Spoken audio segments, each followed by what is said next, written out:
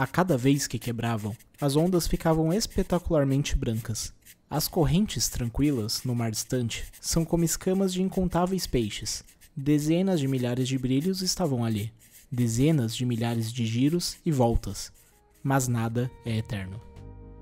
Uma das mais aclamadas escritoras contemporâneas nasceu na Coreia do Sul nos anos 70. Vencedora do Prêmio Nobel de Literatura em 2024, Han Kang é reconhecida por uma obra sensível, poética e ao mesmo tempo experimental e diversa em suas formas. Sua publicação mais recente em português, Sem Despedidas, chegou aos leitores brasileiros na tradução de Natália Okabayashi, também responsável por O Livro Branco, publicado em 2023 pela Todavia. Com essas duas obras, Natália já assina metade dos títulos da autora lançados pela editora. É um prazer enorme conversar com você. Obrigada por estar aqui no Entre Linhas. Obrigada a você, Milena, pelo convite, pela essa oportunidade da gente conversar aqui e pelo interesse no meu trabalho. Eu fiquei muito contente. Para começar, você foi aluna da professora que primeiro traduziu a Han Kang para o português, né? Isso. Como foi essa relação com a obra da autora num primeiro momento? E também como se deu esse seu início na tradução? Na verdade, foi um processo assim, muito gradual e que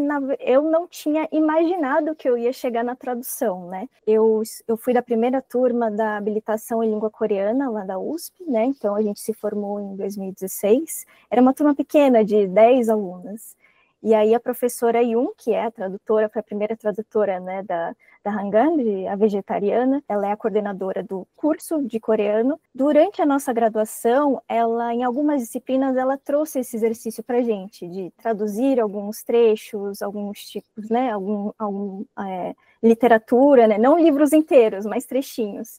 E aí, depois que eu me graduei, em 2019, ela e o Luiz Girão, que também atualmente é professor lá da habilitação em língua coreana, desenvolveram um projeto juntos de ter um grupo de tradução. Então, eles chamaram alunas que ainda estavam estudando, né, na graduação do coreano e ex-alunas. Então, a gente formou um grupo onde a gente se reunia e fazia traduções conjuntas de contos tradicionais coreanos, a gente trabalhou com literatura infantil coreana. Então, foi a partir desse grupo que começou a fomentar mais isso em mim, de pensar, poxa, acho que é um caminho que eu gostaria de seguir. E aí, a minha primeira oportunidade na tradução, na verdade, foi com light novel, que não sei se muita gente conhece esse gênero, mas ele está muito relacionado aos quadrinhos. Então, é bem diferente, né, quando a gente pensa num romance da Hanggang. Tem uma temática fantasiosa, especificamente que eu traduzi, ele tinha uma questão muito próxima com RPG, então foi a partir daí que eu fui começando nessa carreira, até chegar à proposta de traduzir a Hanggang, né?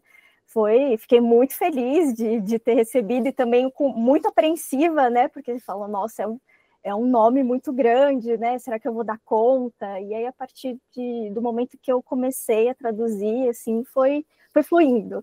Então, foi um processo, né, gradual nesse sentido. E você já era leitora da Han Kang?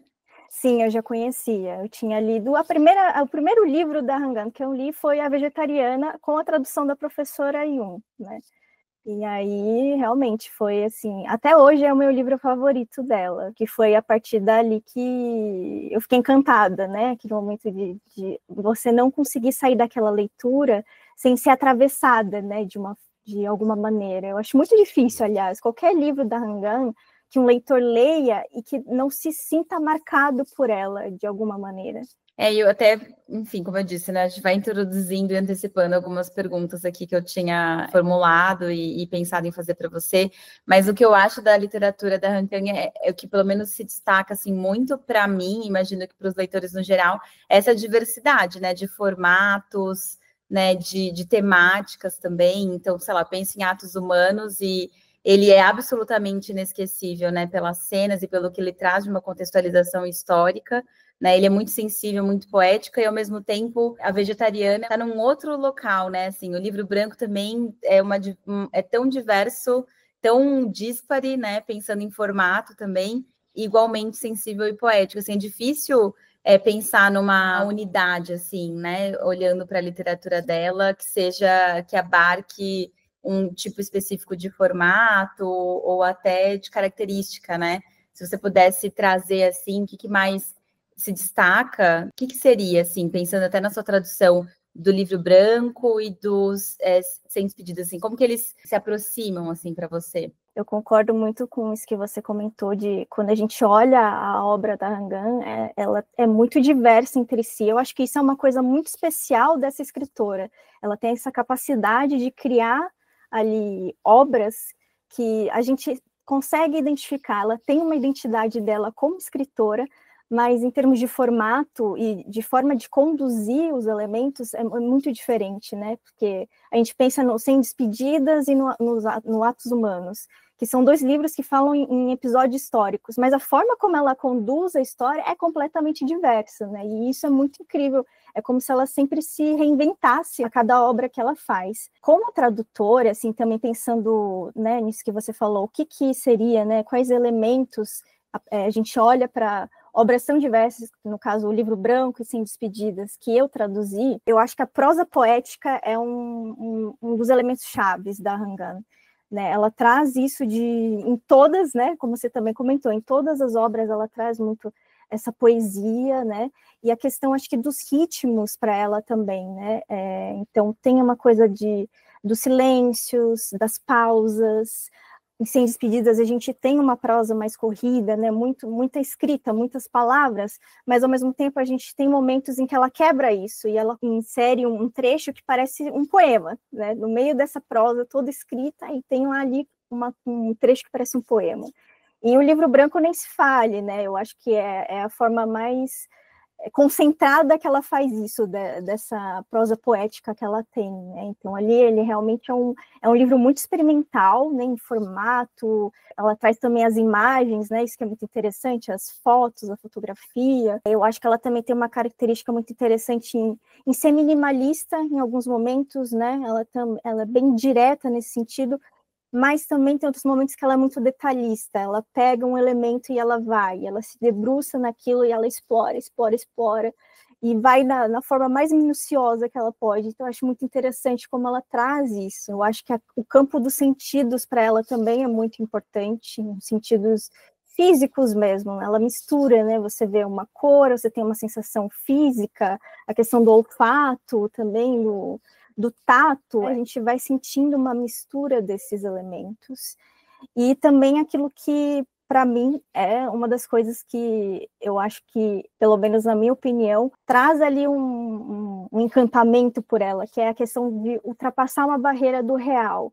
Né? Tem momentos que ela escreve e você não sabe se aquilo realmente está acontecendo, se aquilo é um devaneio, se é um sonho. Eu acho que ela entra muito nesse lugar, né, que você tem uma mistura ali, você não sabe direito, e ela não faz questão também de limitar, né? Ela não diz com clareza se não, na verdade era aquilo que estava acontecendo, né? Fica ali para uma reflexão do leitor. E eu acho isso também uma coisa muito forte da escrita dela, né? Além das imagens, as metáforas, né? No Livro Branco, como ela fala muito dos elementos brancos para falar de luto, né? Então tem os animais, os outros objetos, mas ela também faz isso nos outros, né? Você vê que esses elementos são importantes para a narrativa dela. Então, eu acho que tem essas características. Esse jogo, você falou sobre o jogo do real, né? A conjunção entre o real e o não real me fez lembrar de uma passagem, para mim, uma das mais marcantes do Atos Humanos, que é aquele momento, né? Violência extrema, né? Esse livro, assim, para mim, mas que é extremamente poético também, aquela vala comum de corpos sendo jogados e corpos tendo noção, né, assim, de que estão ali, né, que daí você já não, para você ter noção de que você está ali, você já não é mais o corpo, né, você é o etéreo, então você está ali observando, né, o que está acontecendo com o seu próprio corpo, né? E aí você tem esse jogo de um fato totalmente conhecido, né? De regimes totalitários e ditaduras, não importa onde, né? Que é a matança e o desaparecimento sumário. E aí você tem, de repente, essa cena, né? Que são ali almas, ou como a gente queira denominar, mas observando essa violência atroz, né? Assim, essa descaracterização completa do seu próprio corpo, né? Então, é uma cena super marcante e é um livro que trata de um período histórico, né? Sim. É bem interessante mesmo, e eu concordo muito como leitora, né, não como tradutora, não sou, mas assim, com essas o que você trouxe, assim, de características da obra geral da Han Kang. E aí, Natália, tem uma entrevista sua que eu li que você diz algo que eu achei muito interessante, assim, dessas várias definições, né, do que é traduzir, que é a luta de todo tradutor é buscar o caminho do meio, mais ou menos isso que você fala.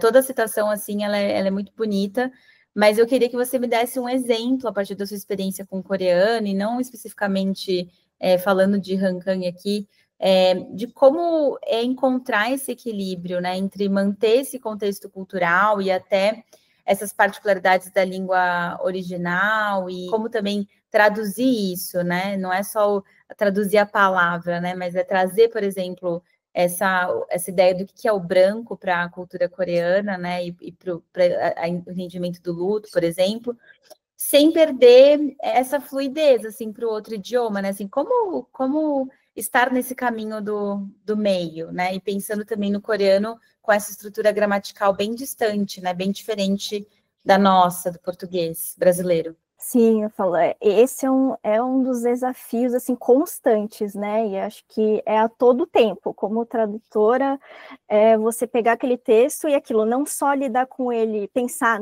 escolher um caminho para o texto inteiro, mas a cada circunstância daquele texto, né, a gente tem um romance, e a cada momento que a gente tem que fazer uma escolha, é pensar mesmo, né, por onde a gente vai caminhar. Eu tento, por exemplo, no caso da cultura coreana, uma das coisas que se eu puder deixar o nome de uma comida no original, eu vou deixar, e eu posso explicar ela numa nota de rodapé, ou a gente coloca a explicação no próprio texto, mas eu gosto de tentar deixar essa comida, porque é uma das formas da gente se conectar com aquela cultura, né, de você entender que é um alimento que não é familiar para a gente, muitas vezes, né, o leitor brasileiro que não conhece a Coreia não vai saber o que é, mas que ele vai entender que ali é um alimento diferente, e também instigar isso no leitor, né, dele buscar aquilo que é diferente. Se ele tiver curiosidade, ele pode procurar depois como é que é aquela comida, né, buscar uma foto.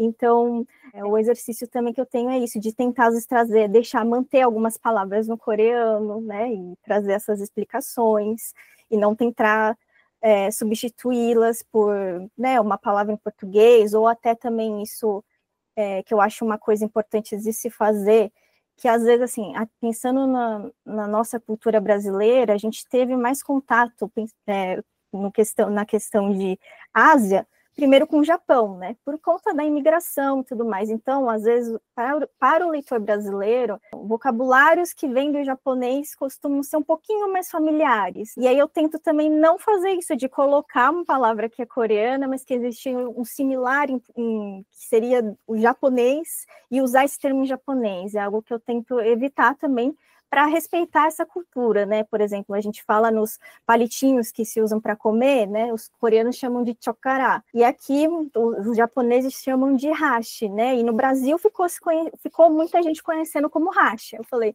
não é algo que eu opto por fazer. Não vou colocar que ela está usando hashi, mas vou colocar ou chokara, ou se eu não puder usar o chokara, vai ser palitinhos, né? Uma palavra mais assim, que não pega nenhuma dessas culturas, né, uma coisa mais em português. Essa é uma das maneiras. Às vezes também quando a gente pensa, deixa eu até pegar um exemplo, eu acho que ele também traz um pouco disso que a gente está falando. Ela fala assim, é a mãe de uma das personagens, né? Ai, minha filha está magrela como uma vareta, os nervos todos frágeis como fios de seda, igualzinho ao pai dela.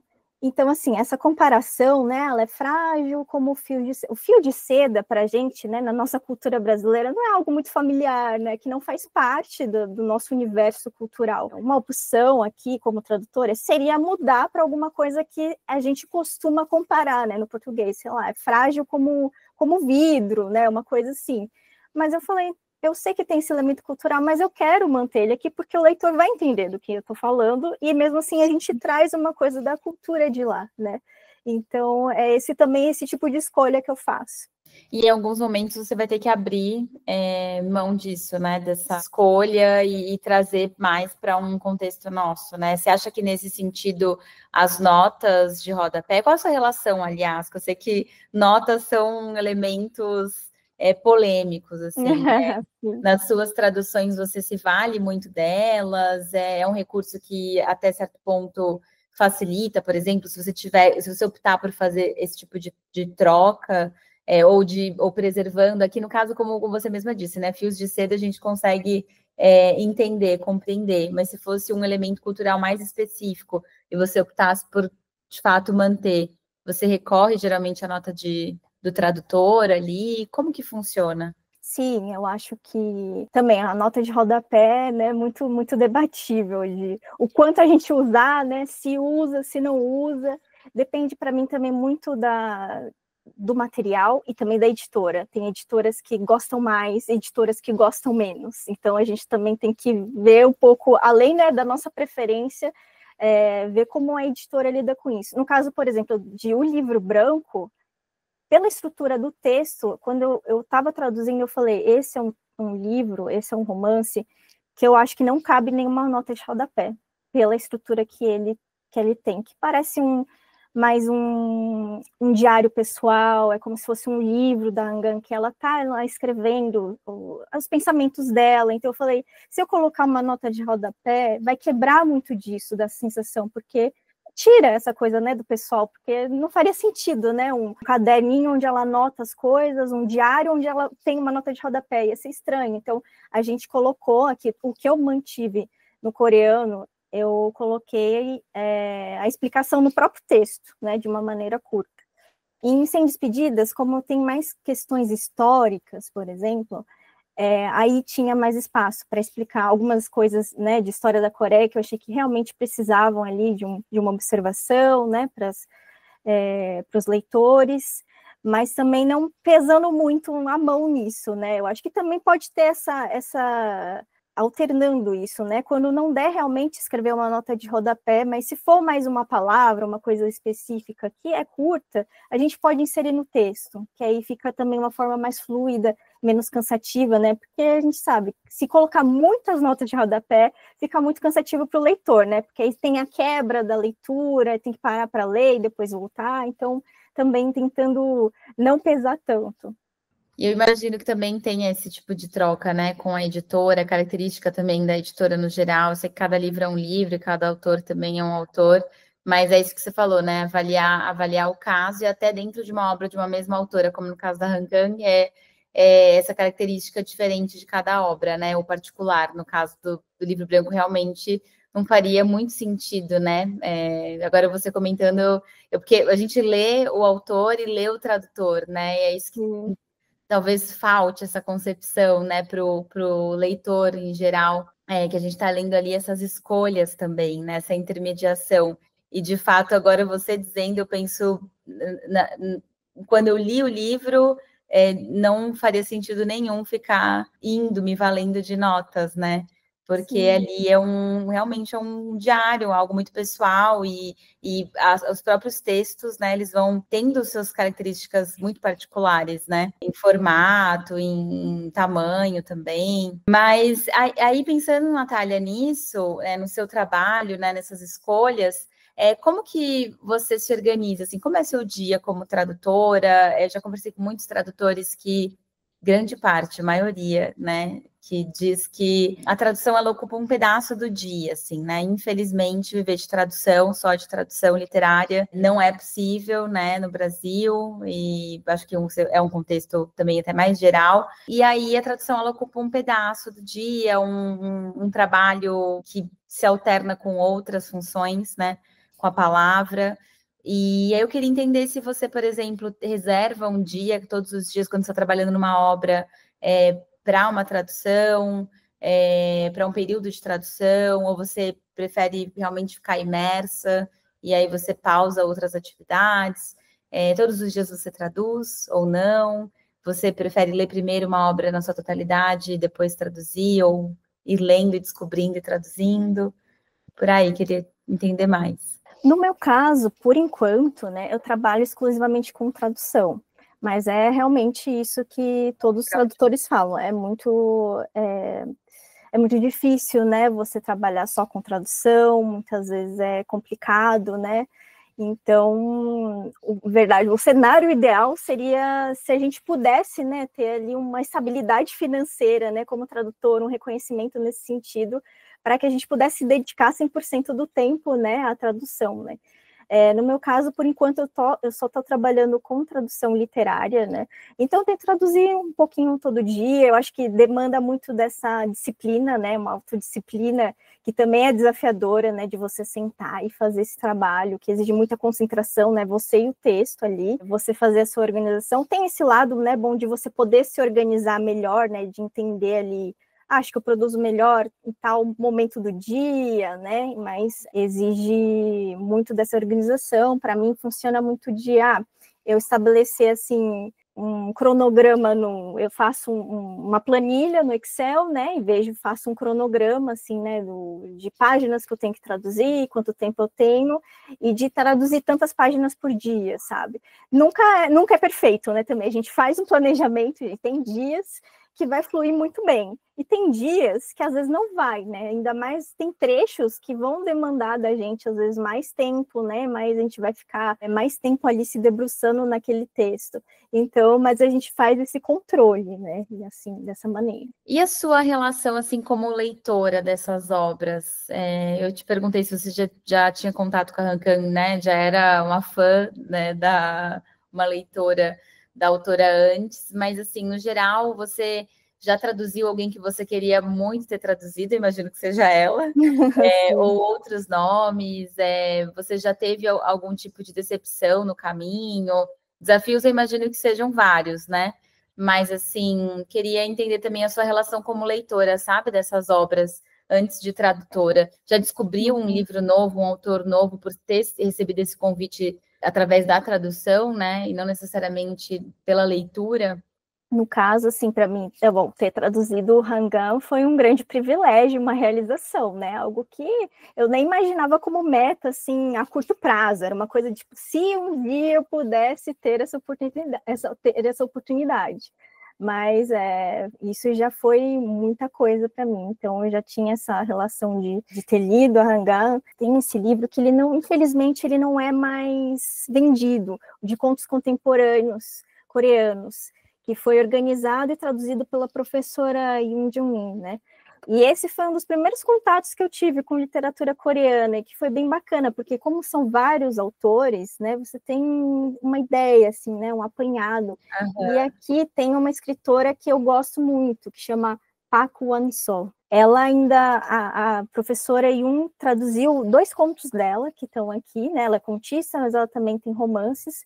Só que depois disso, assim, ninguém mais acabou publicando nada da Park Won-so, e é uma escritora muito interessante. Ela aborda muito temas do pós-guerra da Coreia, então ela também fala muito da vivência do dia a dia, da experiência da mulher nessa sociedade, né, que se estabeleceu, além de fazer críticas também às situações da classe média, e é bem interessante que tanto ela quanto a Hangam, elas falam muito profundamente sobre questões humanas e, às vezes, ligadas a períodos históricos que foram muito violentos, só que a forma delas abordarem também é completamente diferente. Os estilos são muito distintos. A Park Won-so é uma autora que eu gostaria que viesse, né, com outras, que as editoras trouxessem ela para o Brasil. Se eu pudesse traduzir alguma coisa dela, ia ser incrível também. Mas para mim o principal é que ela seja publicada, independentemente se eu traduzir ou não. Eu gostaria muito que os outros leitores brasileiros pudessem ler mais Park Won-so. Eu sei que também tem esse tipo de movimento, né, entre os tradutores, né, que é pautar as editoras, né, muitas vezes trazer essas novidades, né, novos nomes para o público, aí no caso aqui o brasileiro. Eu já conversei com alguns tradutores que fizeram e fazem esse movimento, até aí muito tempo atrás, não é nem aqui para este podcast, nessa série que eu já comentei até com você sobre tradução, conversei com uma tradutora do japonês para o português, né, muito conhecida por traduzir Haruki Murakami, e ela, na época, a gente estava na iminência de um novo lançamento do autor, e aí não lançamento aqui no Brasil, mas mundial, né? E aí eu perguntei para ela, assim, você gostaria de traduzir, né, para o português brasileiro essa obra do Murakami? E ela disse assim, olha, eu gostaria de traduzir outras mulheres, né? Hoje eu sou muito privilegiada, gostei muito de traduzir o Murakami, gosto muito do autor, mas hoje meu esforço, né, tá em realmente diversificar ainda mais essa ideia que a gente tem da literatura japonesa, né, e não só tão centralizada no Murakami. Isso aí foi um papo um pouquinho mais alguns anos já. Mas eu achei interessante isso, assim, né, também pensar os tradutores como esses profissionais que muitas vezes trazem esses nomes, né? Sim. E aí, pensando na literatura coreana, nesse boom muito recente, né, de uns anos para cá, da cultura coreana no geral, também é olhar para essa literatura de uma maneira até mais distante do que a gente vê do K-pop, dos seriados, porque quem lê literatura coreana percebe, né, essa completa diferença, né, por exemplo, dos doramas, né, essas temáticas tão diversas. Enfim, não é uma pergunta necessariamente, mas um comentário, e eu achei interessante isso. Ah, sim, é verdade, né? Para a gente expandir, né, o horizontes, materiais diferentes, né? Acho que realmente é uma forma, né, a professora Yun e o Luiz Girão, eles têm um projeto, né, de apresentar mesmo livros novos, de tentar dialogar com as editoras para ver se alguns títulos e alguns autores podem ser trazidos para cá. E eu acho que esse é um caminho, né, muito positivo, assim, de ter essa troca, né, também entre esse mundo acadêmico, né, as pessoas que estão inseridas ali no meio, que estudam literatura, poderem também trazer para esse mercado editorial, né, nomes, né, tem tido muito lançamento de literatura de cura, né, isso eu não tive a oportunidade de traduzir nada de literatura de cura, mas conversando com colegas, vendo que realmente tem tido muito essa busca, e é importante também, né, aquilo é legal, aquilo de ter estilos diferentes, não só estudar Hangul, né, mas trazer a literatura de cura, tem também alguns lançamentos de literatura fantástica,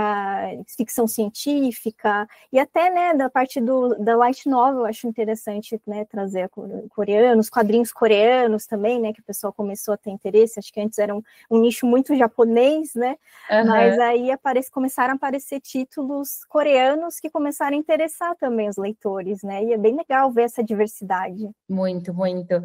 E, Natália, como você enxerga hoje a visibilidade, invisibilidade também, né, do tradutor literário no mercado editorial brasileiro? Porque, não sei, aí é uma percepção também como leitora e quem acompanha entusiasta de tradução, porque eu sou essa pessoa, mas eu percebo que existe um movimento de fato, trazer esses tradutores, né, para um lugar mais central, assim, de coautoria, de capa, né? Então, não sei há quanto tempo você está nessa trajetória e se você percebe essa diferença, como é que é para você isso? Eu acho que, assim, hoje em dia, realmente, tem mais essas iniciativas, né, essa tentativa de mudar um pouco, né, a visão sobre o tradutor, aquilo de colocar o nosso nome na capa também, né, de trazer o rosto, né, quem é essa pessoa que traduziu, né, porque não existe uma tradução neutra, né? Não existe aquilo da gente traduzir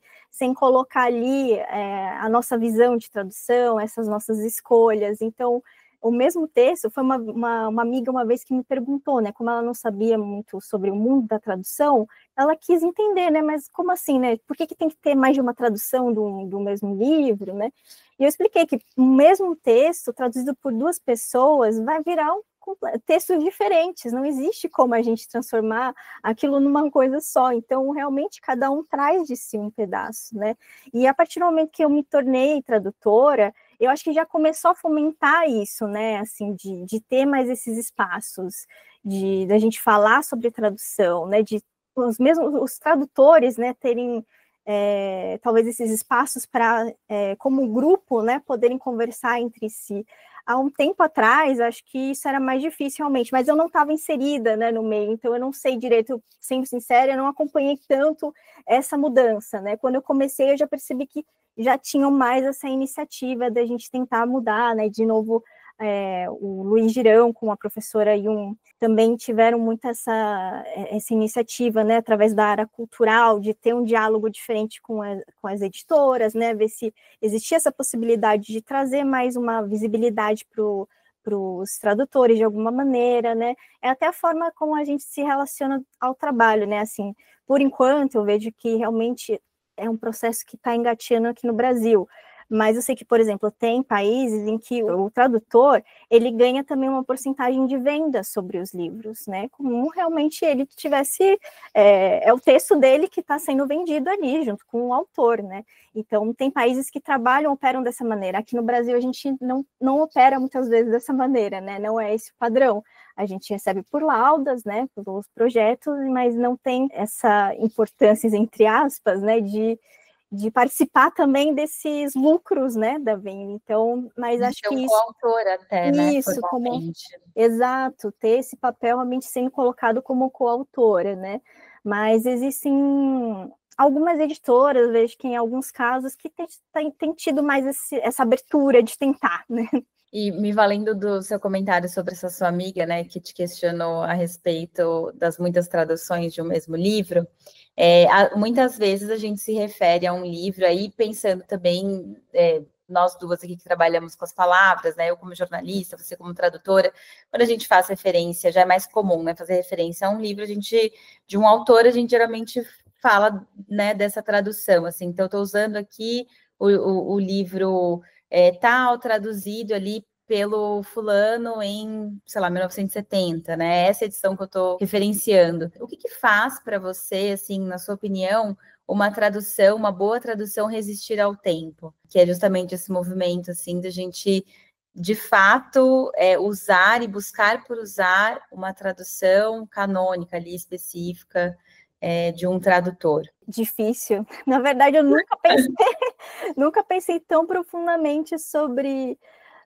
isso, mas tem aquilo, né, do estilo do tradutor, né, a gente consegue, tradutores que têm muita experiência, que a gente conhece há muito tempo, que estão aí no mercado, a gente sabe, né, já a gente pega uma tradução, tem o estilo deles ali, eu acho que é um pouco disso, dessa identidade que eles trazem, né, essa personalidade deles dentro daquela tradução, que também vai ter um grande peso em você querer sempre voltar para aquela e não trazer outras, né.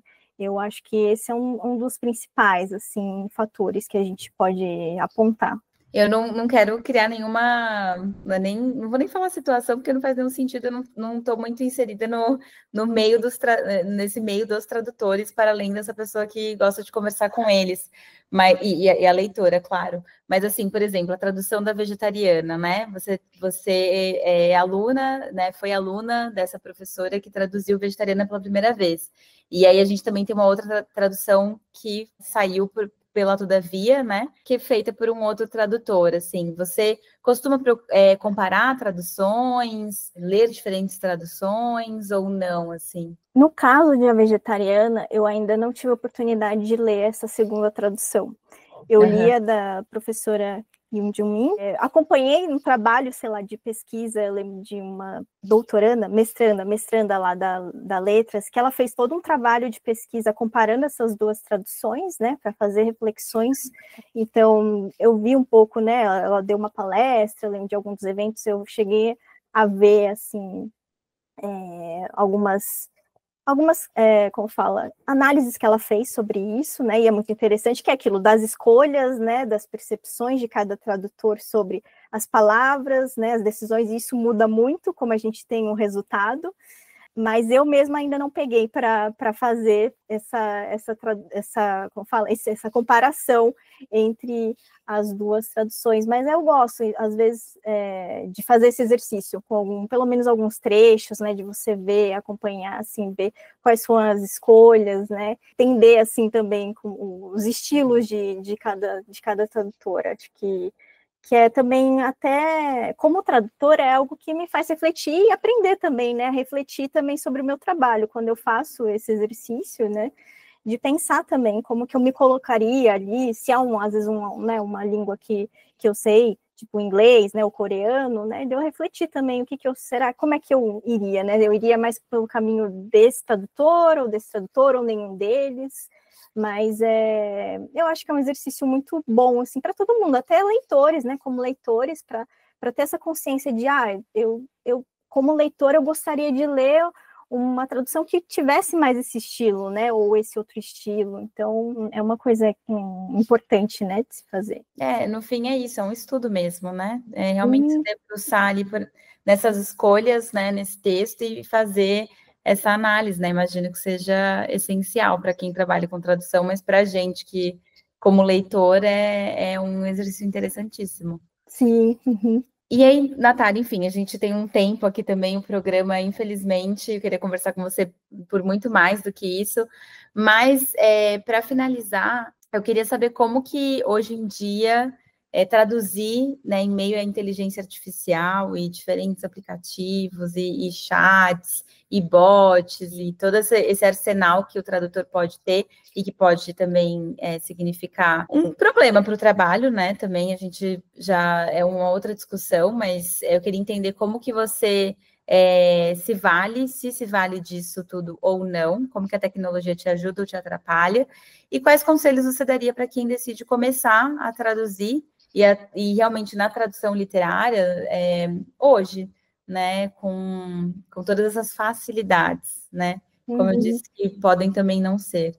Eu, no caso, eu trabalho usando o que a gente chama de cat tools, né, que são aquelas ferramentas que ajudam na tradução. Para mim, ela funciona muito como organização, né, porque ela separa o texto todo em parágrafos, né, ou, aliás, parágrafos não, linhas.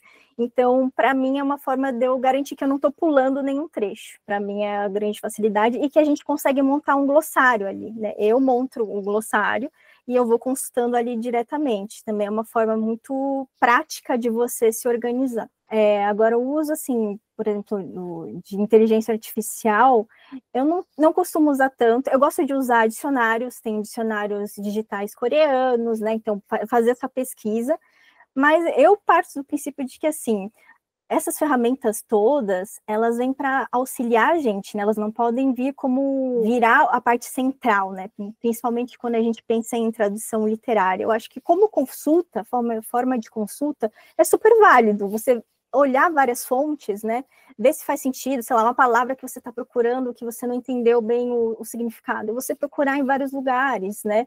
Ver as definições que tem e a partir disso você colocar ela da forma que você escolher ali, né, a partir do sentido e do contexto da frase, você montar a estrutura ali, mas não usar, né, a inteligência artificial ou esses outros mecanismos como, ali é o principal e eu não preciso modificar, acho que não é por aí, né, e também nem excluí-los, eu acho que eles podem vir de uma forma muito positiva, assim, como apoio, exatamente como apoio. E também pensando em tradução literária, como a gente está falando em arte, né? Muitas vezes as pessoas esquecem, né? Eu também não penso muito a literatura como arte. Toda arte, ela tem uma ligação humana, né, gente? Então, eu acho que não faz nem sentido a gente pensar na inteligência artificial meio que substituindo tradutores para traduzir arte, né? Aí perde-se o sentido, né? Então não faria mais sentido. O que né? A gente está perdendo ali a questão humana desse processo todo. Então, também por isso que eu penso que não faz sentido a gente usar a inteligência artificial como sozinha, né, dando conta disso tudo. E sobre a questão de dicas, né, de pessoas que estão pensando em entrar e começar na carreira como tradutor, no meu caso, por exemplo, lá na USP, a gente não tinha um curso específico para tradução, né? Lá dentro não existia uma habilitação que a gente pudesse escolher. Então, eu e outras amigas e colegas que são tradutoras, a gente fez um movimento de buscar fora alguns cursos, né, específicos sobre tradução. Então, existem alguns lugares, né, às vezes aqueles cursos de extensão ou especialização. É importante ir atrás disso, porque a tradução, é claro que a gente se desenvolve a partir da prática, mas você também ter esse apoio de um curso da teoria, de você pensar e ter ali, né, um apoio ali de professores, de colegas, faz muita diferença nesse processo, né? Então, eu diria para buscar esses cursos, né, de fora e estar nesses meios, eu acho que é legal também, entrar nesses meios, de ter contato com tradutores, às vezes participar de comunidades de tradutores, né, os grupos. Eu acho que isso também é uma coisa que que ajuda porque as pessoas também, às vezes, elas se ajudam nesse sentido de mandar uma oportunidade. Às vezes você tem ali um colega que não pode pegar um trabalho, ele vai ver ali no grupo se alguém quer, né, se alguém quer pegar aquele trabalho. Então acaba sendo, né, uma comunidade assim que se ajuda nesse ponto de vista também. Então eu acho que é por aí. E também uma coisa que é muito importante, que já falei com vários amigos e colegas que trabalham na área, que ler é muito importante, né? Todo tradutor ler a sua própria língua, né? Não só estudar. Todo mundo pensa, é importante saber o idioma estrangeiro, com certeza, né? Você tem que ter um conhecimento e tudo mais. Só que saber a nossa língua e também buscar aprimorar isso é muito importante. Então, ler nossos autores brasileiros é fundamental, porque tem vários momentos que eu falo que é aquele momento frustrante da tradução. Você leu, você entendeu aquilo que está escrito na outra língua, mas aí você está tentando passar para a nossa língua, para o português, e às vezes falta aquilo. Você fala, falta uma palavra, eu queria usar uma outra palavra, uma outra estrutura. Então, quando a gente faz essa leitura dos nossos autores, também expande esse nosso conhecimento, né? Muito obrigada, Natália, foi um prazer. Obrigada a você, Milena, foi ótimo. E volte sempre aqui no podcast. Obrigada, pode deixar, por favor. Não me convide mais vezes, quero participar. Com certeza. Entre Linhas é um podcast mensal, centrado em conversas com profissionais essenciais para muitos dos livros que estamos lendo, as tradutoras e os tradutores. Uma produção da Amada Estante, com apresentação minha, Milena Buarque, identidade visual de Luna Felícia e edição e direção de Gabriel Melo. Se você gostou do papo, não deixe de nos enviar uma mensagem e de nos acompanhar de perto no seu player favorito. Até o próximo episódio.